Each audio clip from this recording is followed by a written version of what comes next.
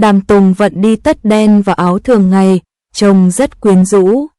Thời trang là gì? Xu hướng là gì? Hôm nay chúng tôi muốn nói chuyện với bạn về từ thời trang. Khi nhắc đến từ thời trang, chắc hẳn chúng ta đều quen thuộc với nó. Trong số đó, con gái đều yêu cái đẹp và muốn thể hiện khía cạnh xinh đẹp, quyến rũ nhất của mình với mọi người và trở thành nữ thần trong tâm trí mọi người. Trong cuộc sống của chúng ta cũng vậy. Hầu hết các cô gái đều không ngừng theo đuổi và khám phá thời trang, nhưng chúng ta đều biết rằng mặc dù hầu hết các cô gái trong cuộc sống đều không ngừng theo đuổi và khám phá thời trang, nhưng những cô gái thực sự có thể giữ cho mình luôn thời trang thì lại có rất ít trẻ em. Tại sao hầu hết các cô gái lại khó giữ mình thời trang trong cuộc sống? Nguyên nhân chính là cách hầu hết các cô gái theo đuổi thời trang đều có những sai sót và vấn đề lớn. Trong cuộc sống của chúng ta, cách phổ biến nhất để các cô gái theo đuổi thời trang là không ngừng lựa chọn những bộ quần áo thời trang hơn. Họ đều cho rằng sử dụng một số bộ quần áo thời trang hơn có thể thể hiện vẻ đẹp thời thượng và khí chất thời thượng. Tuy nhiên, việc sử dụng một số trang phục thời trang hơn có thể không thực sự thể hiện được phong cách thời trang và vẻ đẹp thời trang của riêng bạn, bởi vì nhiều trang phục thời trang hơn không phù hợp với khí chất riêng của các cô gái nên các cô gái khó có thể thực sự thời trang. Vì vậy, nếu các cô gái muốn thực sự thể hiện phong cách thời trang của riêng mình, họ phải có sự sáng tạo và hiểu biết về khí chất của chính mình, sau đó chọn những bộ quần áo phù hợp với khí chất của chính mình. Chỉ khi đó, cuối cùng họ mới có thể sử dụng sự kết hợp của quần áo để tạo ra trang phục của riêng mình, vẻ ngoài độc đáo. Chỉ khi khí chất và sự quyến rũ được nâng lên vô hạn thì từ thời trang mới thực sự đạt được. Thực tế, về mặt thời trang, hầu hết sao nữ đều làm những điều vô cùng hoàn hảo và nổi bật. Trước hết, hầu hết các sao nữ đều hiểu rất rõ về khí chất của chính mình. Đồng thời, hầu hết các sao nữ đều có hiểu biết tốt hơn về thời trang và được tiếp xúc với nhiều yếu tố thời trang hơn, nên hầu hết các sao nữ về cơ bản đều là nữ hoàng thời trang. Nhìn thấy người phụ nữ xinh đẹp bên dưới, tôi đoán mọi người đều rất quen thuộc với cô ấy. Cô ấy là ngôi sao nữ yêu thích của chúng tôi, Đàm Tùng Vận. Chúng ta đều biết rằng Đàm Tùng Vận là một phụ nữ xinh đẹp với khí chất rất nổi bật. Với khí chất nổi bật và sự quyến rũ của mình, cô đã giành được sự yêu ái của nhiều cư dân mạng và người hâm mộ. Đàm Tùng Vận cũng rất nổi tiếng trong lòng nhiều cư dân mạng và người hâm mộ. Sự ra mắt của cô ấy trong nhiều năm như vậy không có gì thay đổi. Về cơ bản nó có thể mang lại những bất ngờ khác nhau cho mọi người mỗi lần, và Đàm Tùng Vận liên tục thay đổi phong cách trong những năm gần đây. Về cơ bản, lần nào cô ấy cũng có thể mang đến những bất ngờ khác nhau cho mọi người.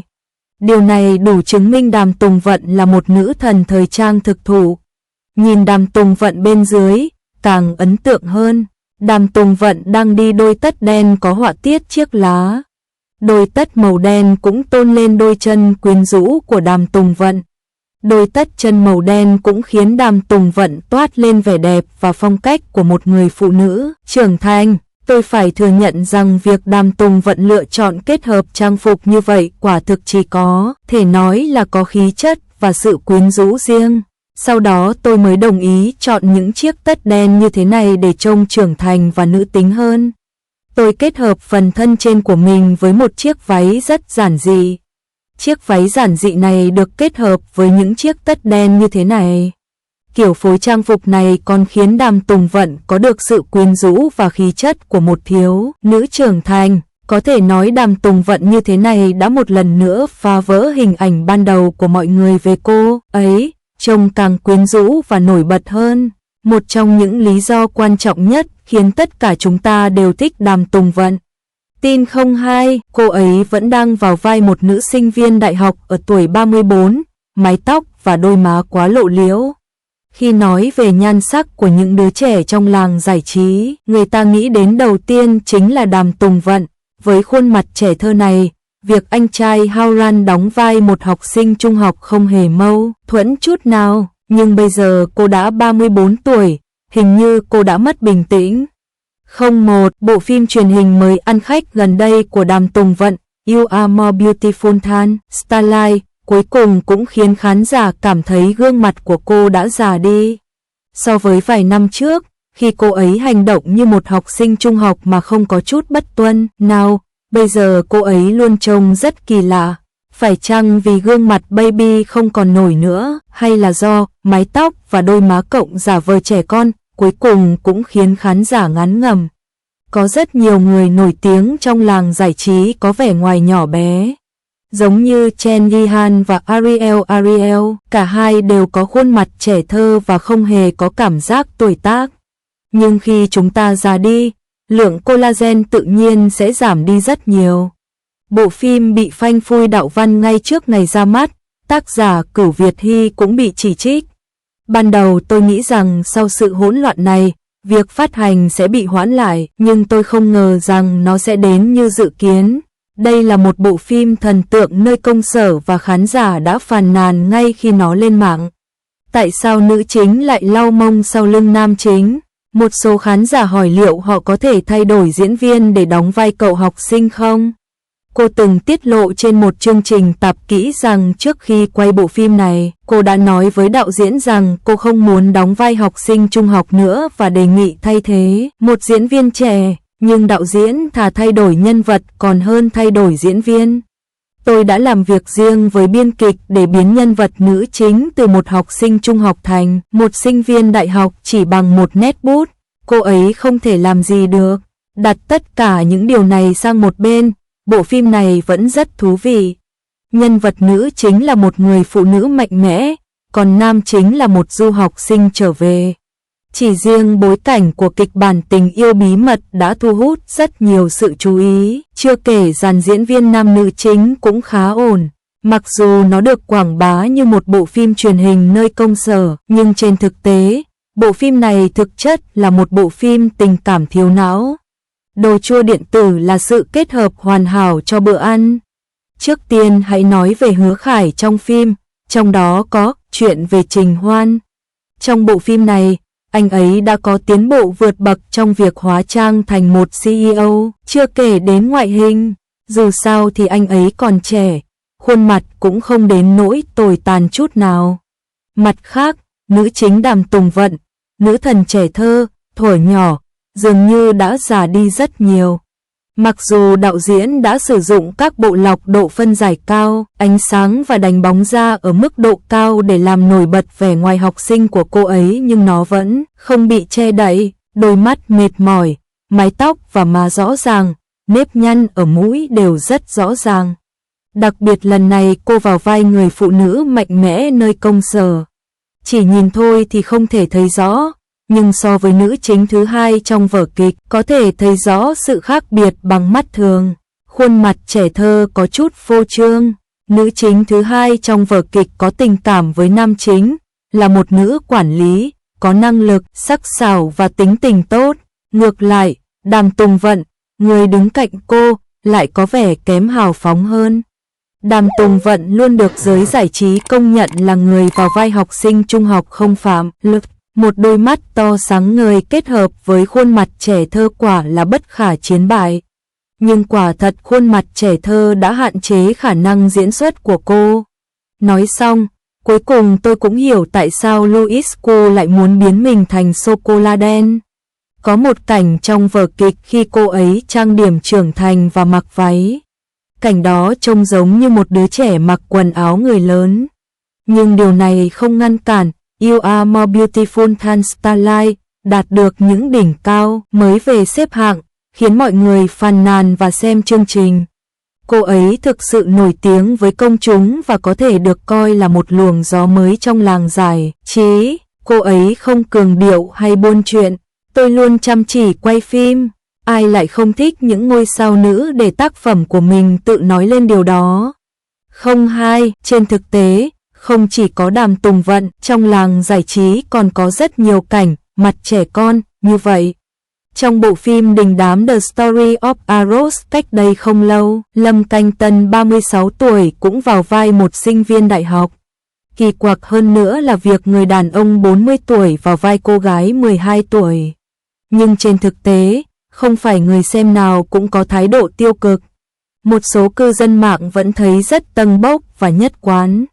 Một số cư dân mạng còn bình luận, có những người học cấp 3 còn hơn cô ấy 30 tuổi.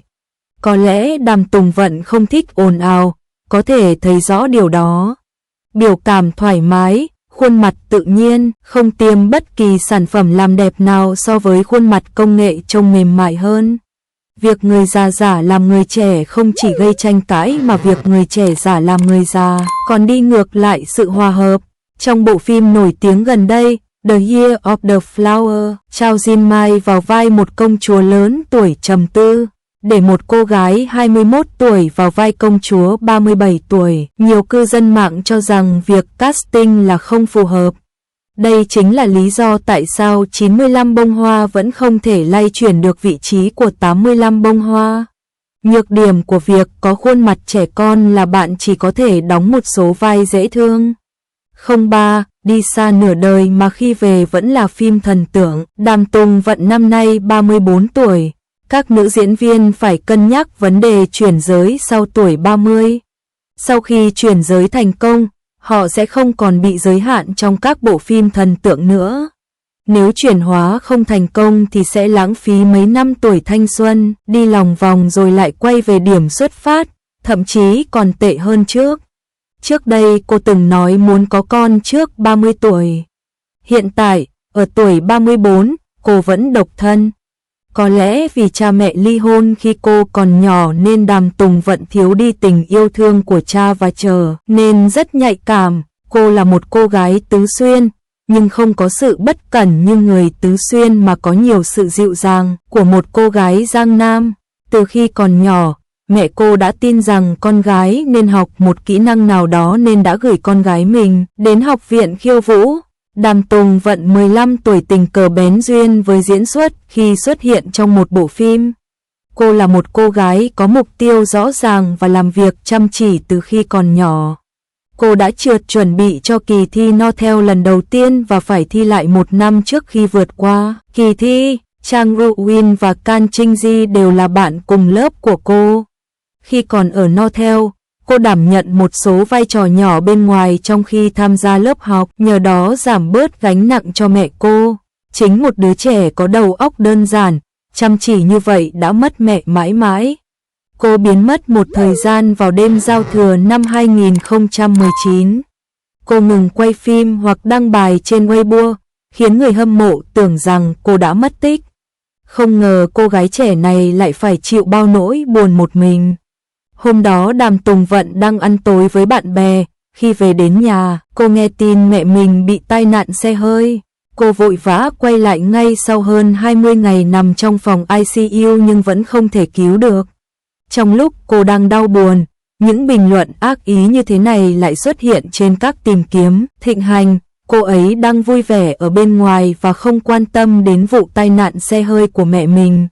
Đối mặt với những tin đồn này, cô không muốn làm sáng tỏ mà chỉ muốn cùng mẹ đi qua hành trình. Này, mày vừa mất mẹ, còn tao phải đón Tết trong tù. Những lời lẽ phẫn nộ này được nói bởi người chịu trách nhiệm về vụ tai nạn ô tô trong phiên tòa. Tôi không thể tin được rằng lúc đó cô ấy đã phải chịu đựng bao đau buồn, vừa chuẩn bị cho phiên tòa vừa lo tang lễ cho mẹ mình. Tuy nhiên, người cầm đầu vụ tai nạn ô tô chỉ bị kết án 6 năm tù ngắn ngủi. Nhiều năm sau, khi tham gia một chương trình tạp kỹ lần nữa, tôi mới dám nhắc đến sự việc đã qua mà tôi vẫn không khỏi rơi nước mắt khi nghĩ đến. 04, đã 19 năm kể từ khi ra mắt, nhưng anh ấy nổi tiếng rất muộn. Khi sắp tốt nghiệp, cô đã nhận được một vai diễn quan trọng trong cuộc đời mình là Trần Quý, nhân vong Trấn Hoàn truyền thuyết. Nhân vật này tuy không có nhiều vai diễn nhưng lại không thể thiếu trong vở kịch. Seo In sôi nổi và dễ thương trong Tornado Girl cũng rất đáng yêu. Cô ấy vui vẻ và tốt bụng trong vở kịch.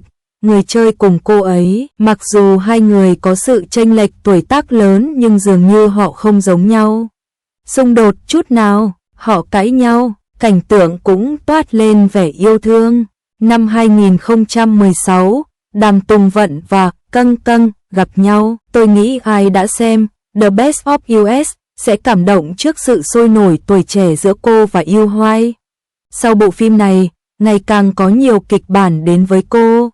Hầu như năm nào cô ấy cũng có một bộ phim truyền hình mới để gặp gỡ mọi người và phản hồi khá tốt. Cô đóng vai một nữ thám tử táo bạo trong Under the Blockade và một cô tình nhân bị mắc kẹt ở căn nhà sau trong ZH. Cả hai đều cô diễn rất xuất sắc. Nhiều người cho rằng, ở tuổi 25, gương mặt phụ nữ bắt đầu xuống dốc, nhưng điều này không xảy ra với Đàm Tùng Vận. Ở tuổi 30, cô đóng phim Nhân danh gia đình và đứng cạnh Song Hye Long.